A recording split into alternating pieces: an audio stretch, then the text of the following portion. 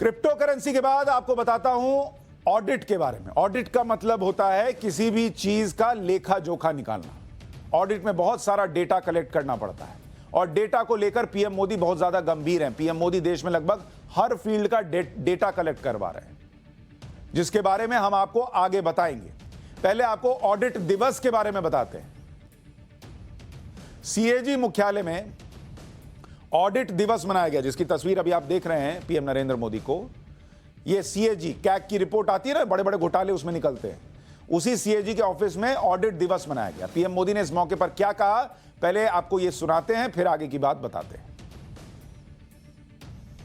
साथियों, एक समय था जब देश में ऑडिट को एक आशंका, एक भय के साथ देखा जाता था। सीएजी बनाम सरकार, ये हमारी व्यवस्था की एक सामान्य सोच बन गई थी। और कभी कभी तो ये भी हो जाता था कि बाबू लोग ऐसे हैं, ऐसा ही देते हैं। बाबुओं को लगता था सीएजी वाले ऐसे ही हैं कि हर चीज में उनको नुस्ख ही नजर आता है। हर एक की अपनी अपनी बात थी। लेकिन आज इस मानसिकता को बदला गया है। आज ऑडिट को वैल्यू एडिशन का अहम हिस्सा माना जा रहा है। सरकार के कामकाज का आकलन करते समय सीएजी के पास आउटसाइडर व्यू पॉइंट का एडवांटेज होता है। आप जो कुछ हमें बताते हैं उससे हम सिस्टमैटिक इंप्रूवमेंट्स करते हैं, उसे हम अपने लिए एक सहयोग के तौर पर देखते हैं। इसी ऑडिट दिवस के मौके पर प्रधानमंत्री ने यह भी कहा कि डेटा ही सूचना है और आने वाले समय में हमारा इतिहास भी डेटा के जरिए देखा और समझा जाएगा। कहानियों के जरिए ही इतिहास लिखा जाता था, लेकिन आज 21वीं सदी में डेटा ही इंफॉर्मेशन है और आने वाले समय में हमारी हिस्ट्री भी डेटा के जरिए देखी और समझी जाएगी। प्रधानमंत्री बहुत गंभीर बात कह रहे हैं कि डेटा बहुत इंपॉर्टेंट है, और वो सिर्फ कह नहीं रहे हैं, ये उनका विजन है, ये उनकी सोच है जो दिख रहा है। प्रधानमंत्री ये क्यों कह रहे हैं, इसके पीछे पीएम मोदी का विजन है और हर विभाग का वो डेटा कलेक्ट करवा रहे हैं। ये डेटा योजनाओं को लागू करने में मदद करेगा। आपको पीएम मोदी के डेटा मैन वाले अवतार के बारे में बताता हूं। पीएम मोदी देश के असंगठित क्षेत्र के मजदूरों का डेटा कलेक्ट करवा रहे हैं। इन मजदूरों का रजिस्ट्रेशन ई श्रम पोर्टल पर करवाया जा रहा है। राज्य सरकारों से कहा गया है कि वो मजदूरों का रजिस्ट्रेशन करवाएं।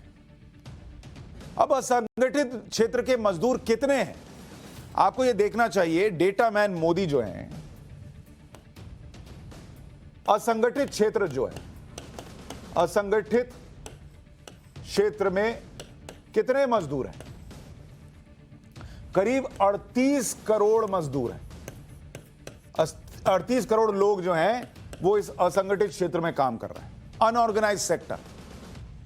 और उनमें से कितनों का रजिस्ट्रेशन हुआ है अभी तक? रजिस्ट्रेशन कितनों का हुआ है? 7.9 करोड़। 7.9 करोड़ यानी 7 करोड़ 90 लाख लोगों का रजिस्ट्रेशन हुआ है।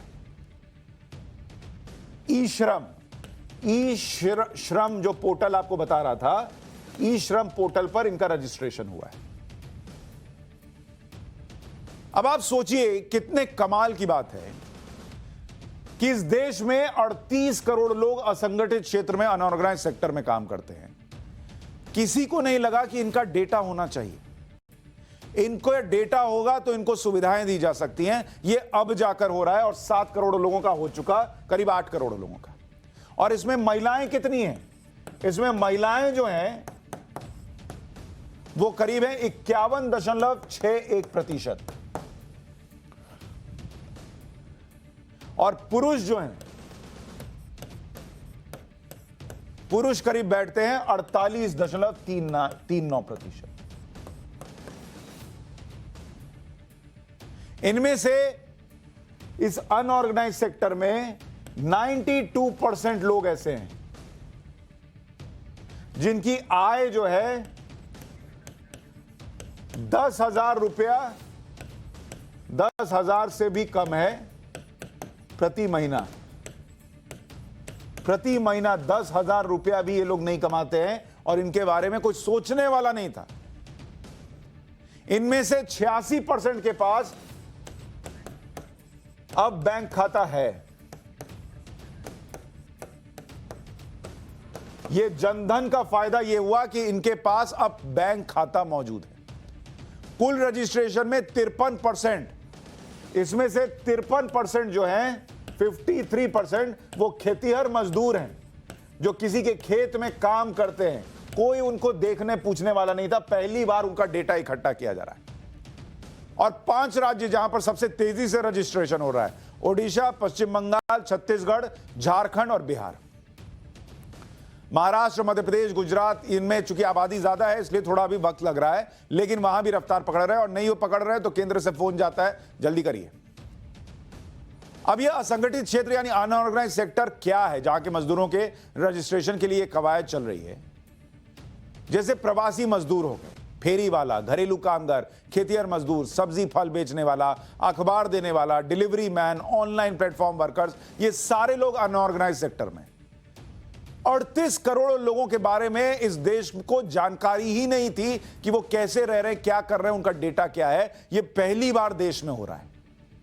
जब इन सभी का डेटा सरकार के पास होगा, सरकार उसी हिसाब से योजनाएं बनाएगी। कोविड जैसी आपात स्थिति में सरकार के पास जानकारी होगी किस राज्य में कितने मजदूर हैं, वहां के रहने वाले हैं, कहां के जाने वाले हैं। उसको प्लान किया जा सकता है कैसे उनको मदद देनी।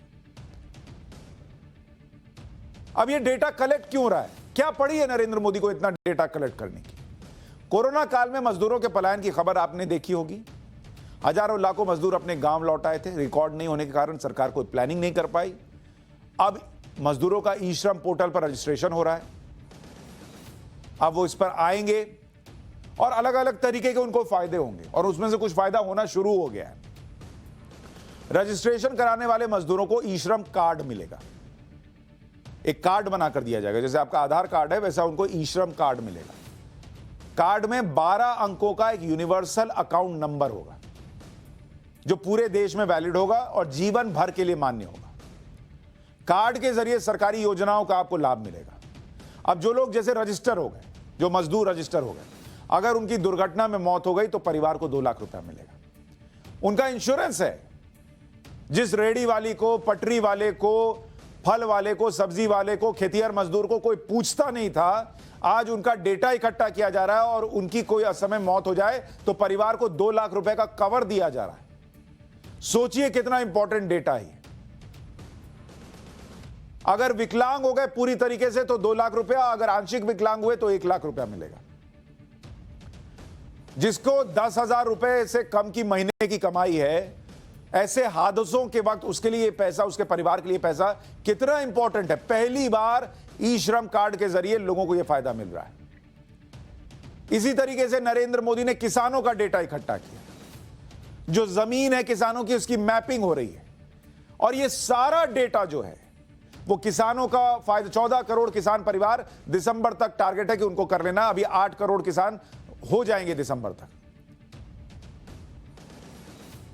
5 करोड़ का डेटा रेडी है। अब इन किसानों को फायदा होगा, खेतिहर मजदूरों को फायदा होगा, गरीब लोगों को फायदा होगा और यह क्रांति से कम नहीं है जो इस देश में हो रहा है। सोचिएगा इस बारे में कि कितना डेटा जो है वो इस देश को बदल देगा। एक छोटा सा ब्रेक ले रहा हूं। ब्रेक के उस पार